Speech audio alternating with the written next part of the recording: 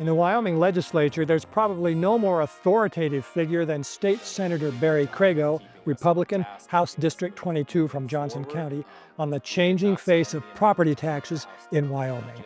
I'm Steve Peck of Wyoming PBS. Join us now for Capital Outlook.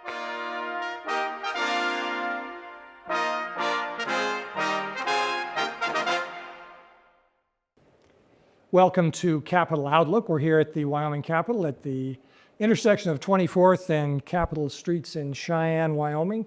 Joined today by State Senator Barry Crago, Republican, Senate District 22, Johnson, and your district is one of those that spills over into another county? Yes, sir. So it's all of Johnson County and part of Sheridan County. Our good president, Senator Beitman, has the other part of Sheridan County. He was our guest as it happened last week.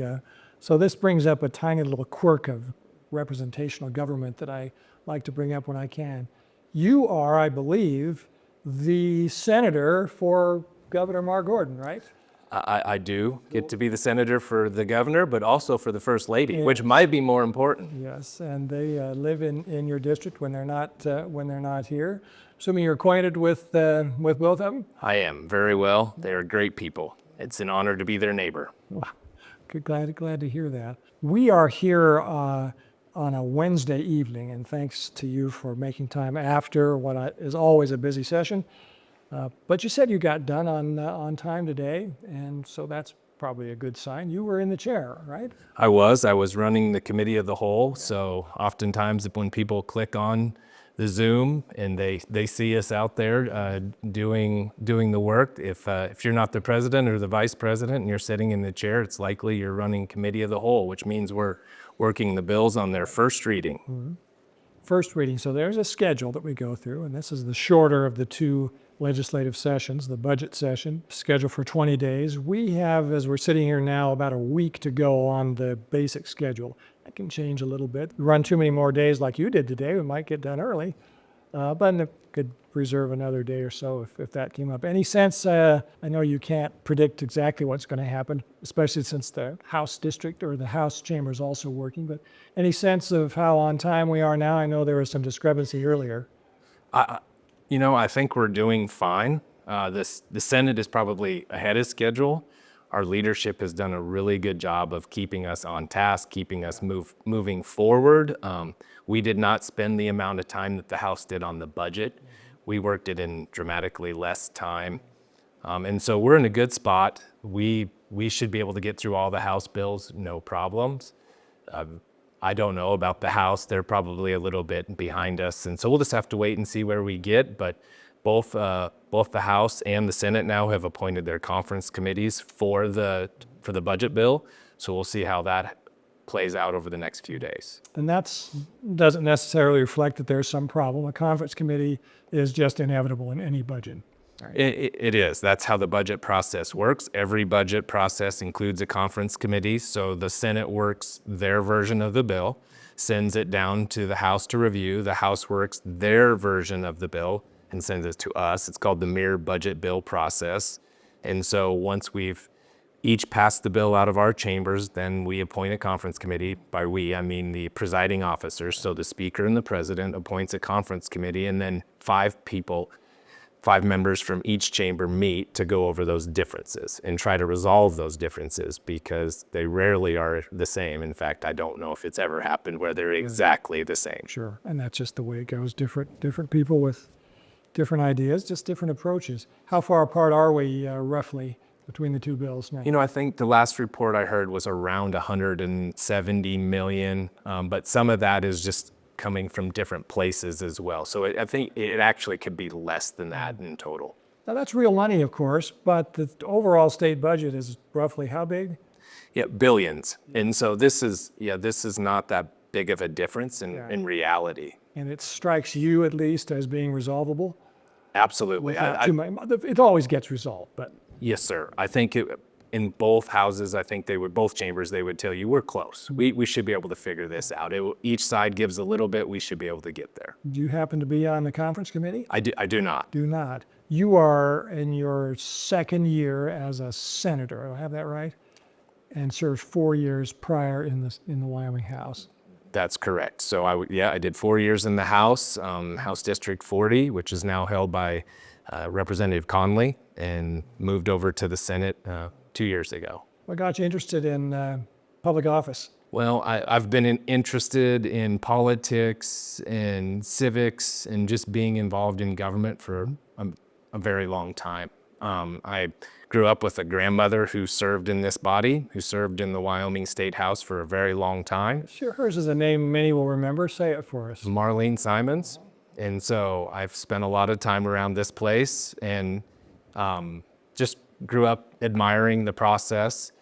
I've spent the last almost 20 years working as a deputy county attorney, which means, and I do all the civil work for Johnson County, which means I get to attend all the board meetings, whether it's county commissioners, library board, predator district, you name it. I go to all of the different meetings that happen back home. And so that, just being involved in the community and seeing what everybody else does and how they pitch in probably prompted me to say, yeah, I'm willing to do the same thing and go to Cheyenne and act on people's behalf from back home. Being a deputy attorney, pretty good training for lots of other civic duties, I would assume. It is. In particular, the civil part of that job allows me to learn what all of these other local districts do, what the county does, and I have also represented small towns. And so we've represented the town of KC for a very long time. So just, have the ability and the opportunity, really, the good opportunity to learn so much about Wyoming and its people. Well, you mentioned off camera as well that you were an intern for the legislature when you were a kid, right? I was. When I was in college, I did an internship over here. Yes, sir. So nothing turned you off. It in fact made you want to come back. It did. That's right. Why the move across from House to Senate? What prompted that? So Senator Kinski decided not to run. It was an opportunity to join the Senate, and I took that opportunity. It's not better or worse. It's just different. Different how? Well, for one, for those who have watched the Senate and the House, the debate is markedly different. I would say the Senate is probably a more controlled environment. My kids tell me it's boring. Compared to the House, and there's probably some truth to that it is that.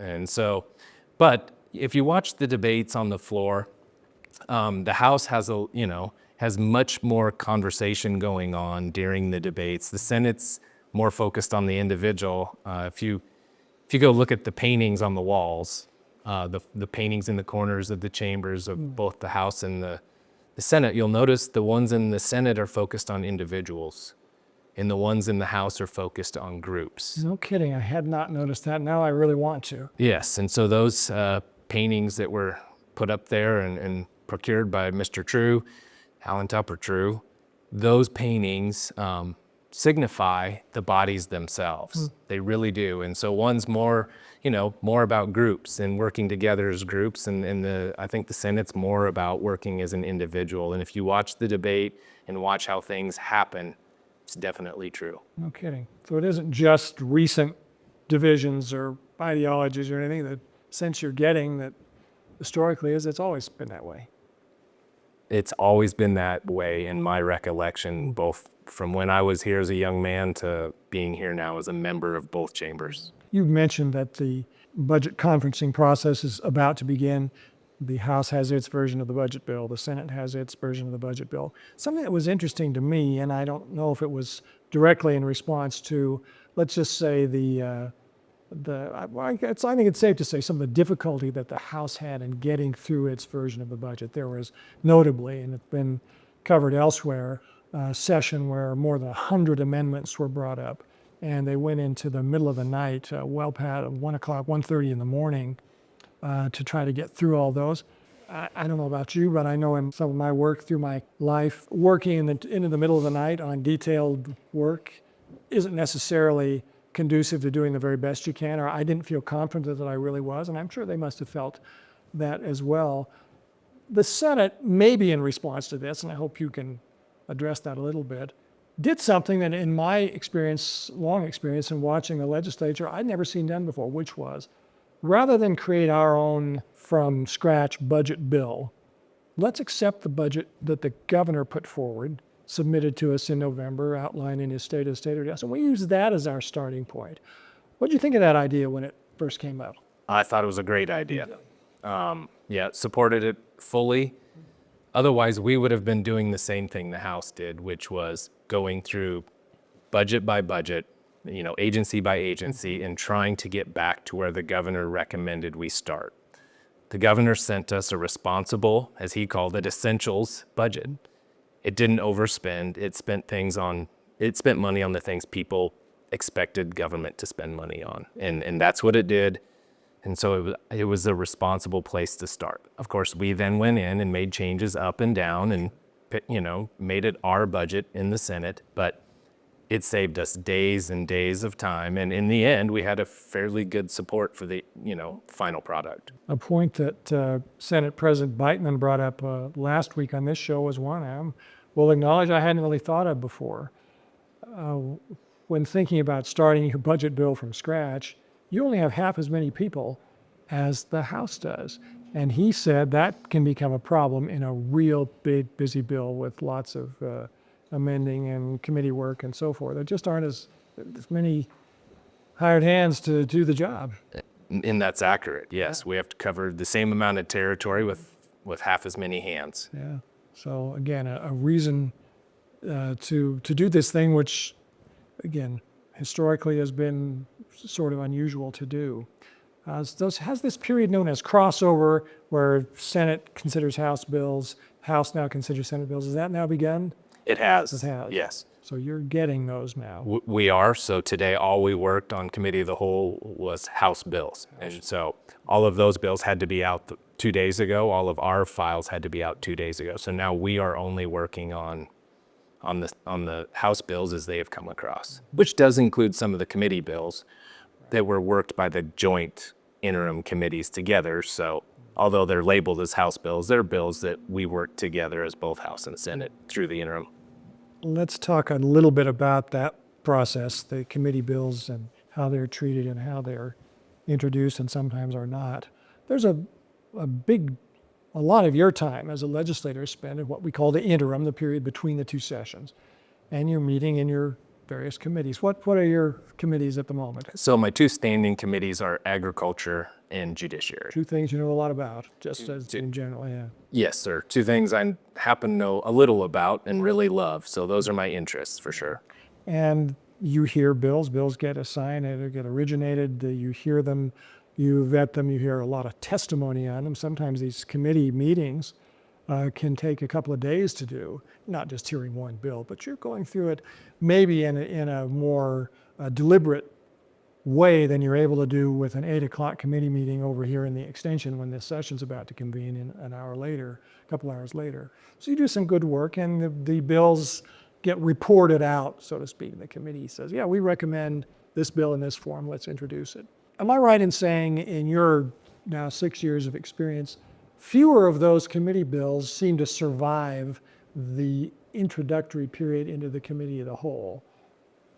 Yeah, I think that's probably true today as opposed to my first year or two in the legislature. I think that's true a lot just based on how the 2/3 introductory vote works, right? You have to get 2/3, which is a very high standard to achieve. And so there are more bills that are probably coming out of committee with less than full support of that committee. And when that happens, they're much more likely to not make it through introduction vote. We're talking about 2/3 of the members in either body during the budget session, the shorter session, when you're supposed to be working on the budget first and foremost. They have to be really high priority in order to get introduced. That's right. I mean, that's the point of the constitutional provision, is so that we can focus on the budget, although there are other things that are important as well. Take, for example, recalibration this year. That's a big issue that we needed to tackle. And so, yeah, our main focus should be the budget. Everything else after that better be super important, and it should be able to, acquire a 2/3 vote. Otherwise, we'll deal with it next year when that standard isn't there. K-12 recalibration. You're the legislator. You tell me what that means exactly. What is it that you're the legislature's trying to get done. Absolutely. So recalibration, or we call it recal upstairs, but it's really K through 12 funding. It's the funding model that we use to fund all of our schools statewide. It's very complicated, it's very in-depth, and a lot of good folks spent a lot of time working that up this summer through the interim process and trying to get us a product that we could get across the finish line that constitutionally funded education, but it did it responsibly and in response to the needs of both of our students, our teachers, our faculty, our other faculty, our superintendents, administrators. Tried to help everybody out in a responsible way. We're supposed to be looking at that model every 5 years. We haven't done it in quite some time. More than 5 years. A lot more than 5 years. We have not done it since I've been here, and there hasn't actually been a full recalibration done in over a decade. And so we're trying to get that done. There's litigation out there regarding the school funding model, and so we're trying to respond to that and actually give a responsible product out of the legislature on how to fund K through 12. The court, the litigation you mentioned, adds to the urgency of it, I believe. Or would you say so? Yeah, I mean, I think that's fair, but I don't think we use the litigation as a reason to just kick something out the door. It's time to do it anyway. It's time to do it anyways, and it's time to do it right. And I want, I think we're well down that path in the Senate. We'll see what the House does with the bill now, but I'm proud of the work that the Senate did in working that bill and improving it through the process. Again, eagle-eyed viewers will email me if I'm wrong about this, but my recollection is the last time recalibration happened, it was not shoehorned into a budget session. It was it's such a big bill. Speaker Nyman was on the show and he said, you've never seen so many moving parts in one piece of legislation as there are here. And that's the sort of an item which might take up a bulk of a legislative session if that's all that was on the agenda. And now putting it on top of the budget as well adds to the challenge of you superhuman lawmakers. His feeling was that if it didn't get done this session, there could be a special session that became necessary if the courts got antsy about it. There's sort of they've allowed a bit of a delay, I guess, to let you work on it. You think you've taken a good enough crack at it that you're hoping, you're an attorney, the court might say, okay, you're making progress, let's give you another year or so. I think so. And if we're able to pass the final product through, that'll give them something else to look at, something else to review, and maybe not. That would only happen if someone actually challenges the new model. So we'll just have to wait and see. I can't predict that, but hopefully we can get the new model passed out the door, get the governor's signature, and move on, and then reassess in a couple years, maybe even next year, and just keep an eye on it and see where it needs improved. The previous recalibration led to some big changes that people really noticed how big classrooms could be. I know in Fremont County, where our station is headquartered, walls got built to make more classrooms so there could be fewer kids in them. And now there's been a lot of talk about whether that's going to change and what the number's going to be. And some people saying, well, gee, that was the most important thing in the world 10 years ago, and suddenly it isn't anymore. How come that is? And I'm not asking you to pass judgment on any of those things, just to illustrate, though. Boy, there's a lot to this. So good luck with that. Yep, there is a lot to it, and that's why we hire experts to help us make some of these decisions. But we also listen to our educators, listen to our parents, talk to our kids. There's a lot that goes into it, and we put all that together to try to, come up with a good product. In the schools themselves, whether it's community members, parents, et cetera, grandparents, the schools are important to a lot of different people for a lot of different reasons, and we do need their input. And if we want to keep them functioning at a high level, we need that. All right, here's another thing people pay a lot of attention to, and you become recognized, I think, as something of an authority or a very interested legislator, and that's property taxes. You told me before we came on that your work as the deputy county attorney has led you to become involved in local property tax issues. And treating one property owner fairly compared to another one. It's always been sort of the center, the crux of property tax discussions, as it needs to be. Recently, in recent years, that's become more complicated in Wyoming than it used to be. I bet in your county, maybe more so than in some others. Tell me what's happened in recent years. Refresh our viewers as to why it's a bigger issue now than ever. Yeah, absolutely. So, as you remember, over the last few years, property taxes have skyrocketed in particular parts of Wyoming. My counties being two of those places. They're not at the top of the list, but they're close. And so people were seeing property values, seeing their homes double, triple in value. Well, with that, so did their property taxes, because that's how our property tax system works. You pay taxes on the market value of your home. What's it worth today if you were to sell it? And so that created a lot of problems, especially for folks on fixed income, retirees who were planning to pay a certain amount of taxes on their home every year for the next 10 or 20 years, and they, were thrown a very large surprise. So the legislature tried to do something about that. I'll give my 1 minute, 30-second version of why a lot of this happened. You tell me if you agree.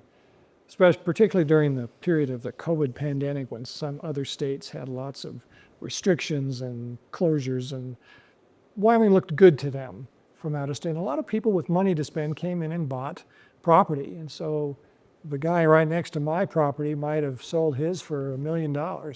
I didn't get that offer on mine. I didn't sell mine, or decided not to.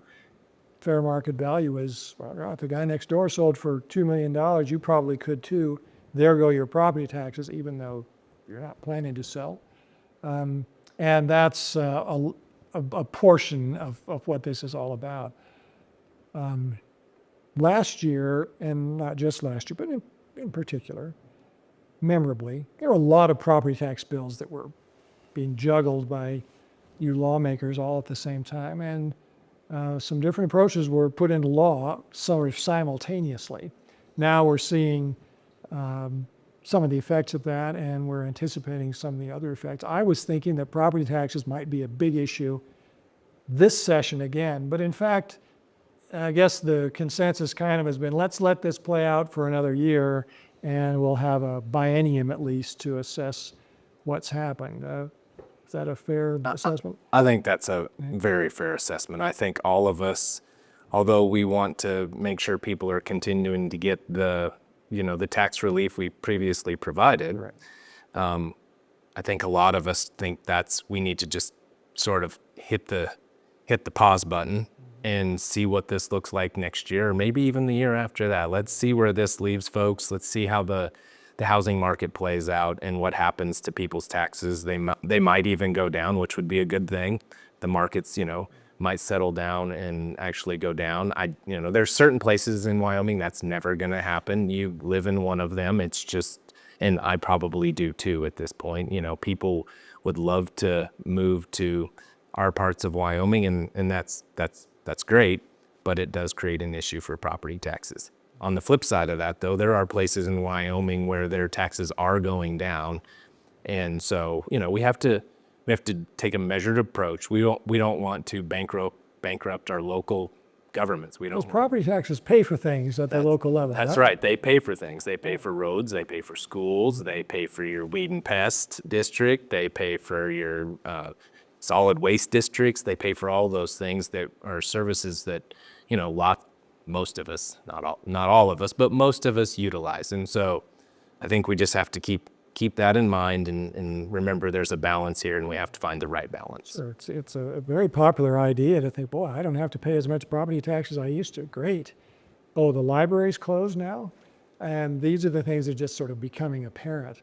There were some property tax bills that were at least anticipated before the session. Many of them didn't survive introduction. And what in this session, in the remaining week or so, is still alive in the realm of property tax? There are two bills that are very similar. One of them is mine, which is Senate File 39, and then there's a House Bill 45. And both of those bills, those bills take out the sunset date or repeal the sunset date on the long-term homeowners exemption. because it is set to expire early next year. And so And that did what exactly? that provides a 50% tax exemption for those folks over 65 that have lived in their home for 25 years or more. That was the one really targeted bill that we brought a couple years ago to provide, as I was talking about earlier, provide relief to those folks who are on fixed incomes that have lived in Wyoming and, definitely paid their fair share of taxes. We were trying to help those folks make sure that they weren't taxed out of their homes. And it accomplished that. And a lot of people have used that particular program. So it's sunset means it was scheduled to expire at a certain point, and wise people in the Capitol are suggesting, let's keep that in place for a while longer. That's correct. Neither bill has passed yet, but we'll see. One of them, I'm quite certain, will make it across the finish line. It's a good program. It has general support across the Would legislature. it have a new sunset date on it, or would that be left indefinite for now? It is left indefinite according to both of those bills for now. Now, that could change between now and third reading. Either of those bills could be amended to add a sunset date in there, which may or may not happen. Well, Senator Barry Crago, Senate District 22, very interesting to hear what's going on from your vantage point in the Senate, and I appreciate your time, and thanks for being with us on Capitol Outlook. Thanks for having me. Really appreciate it.